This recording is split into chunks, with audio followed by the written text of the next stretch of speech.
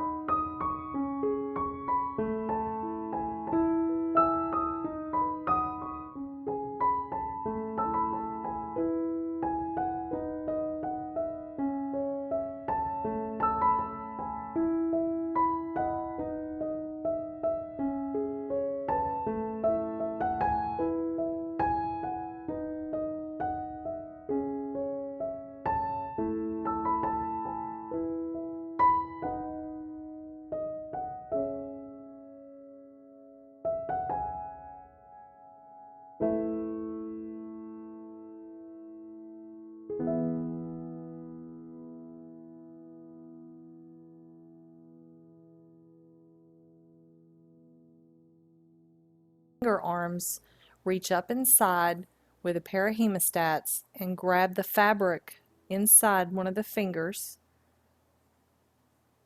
Carefully slide it up. You can use something on the outside of the hand to wedge it in between your hemostats to aid you in pulling the finger into the palm.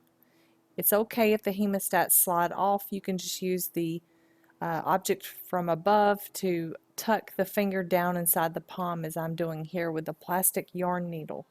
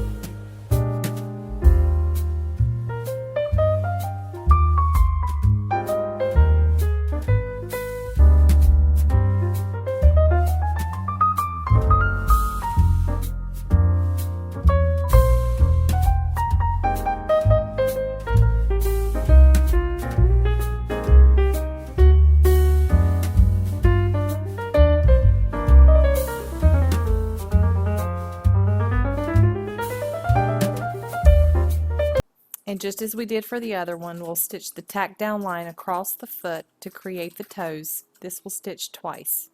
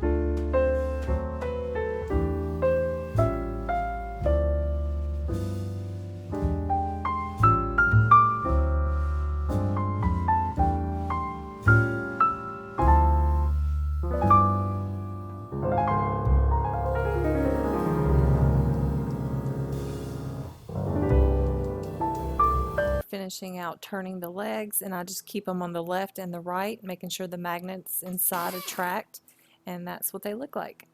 Keeping them left and right is very important. So here what I'm doing is I'm using a pin and I'm finding the back of the knee. Not so much the top of the knee where I'm putting a needle now, but that back bend in the leg is what's most important. And what I'm going to do here is I'm just going to grab some hemostats, reach inside to help me open the leg up the other way so that the seams in the middle are touching. Just like I'm doing here, making sure that seam is touching. And then I'm going to remove my pin, keeping my finger where that bend in the knee is on the back side of the leg, and I'm going to place it directly over that bottom arch, just like I'm doing here.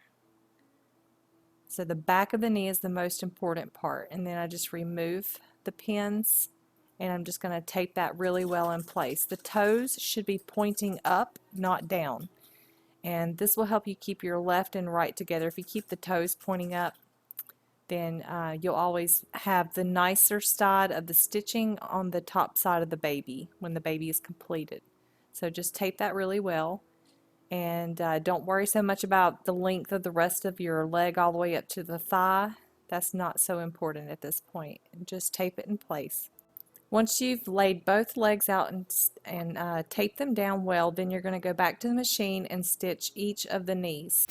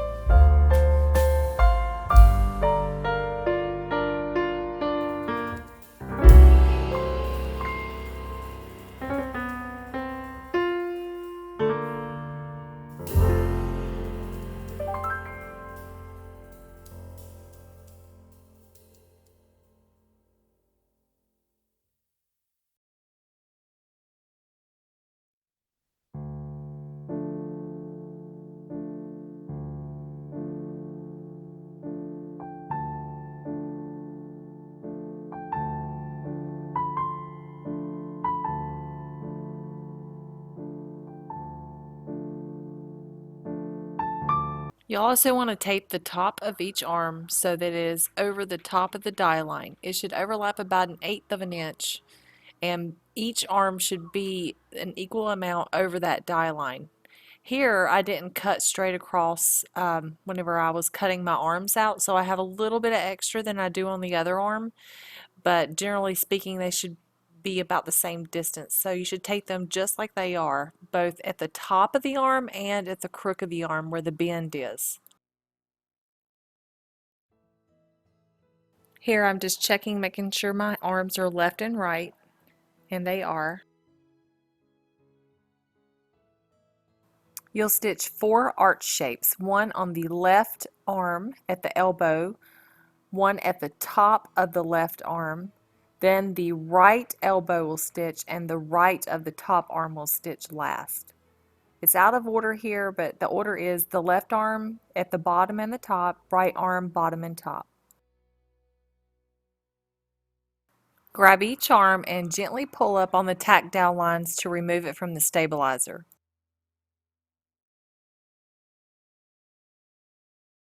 Here I'm just making sure that my magnets are attaching in my hands on the correct side of the arm, and I am checking the distance between my 2 tack down points to make sure my arms are the same length from the fingers to the elbows and from the elbows to the top of the arms. Now that we've made the arms and legs for our sewn in torso, it is time to make our ears and head.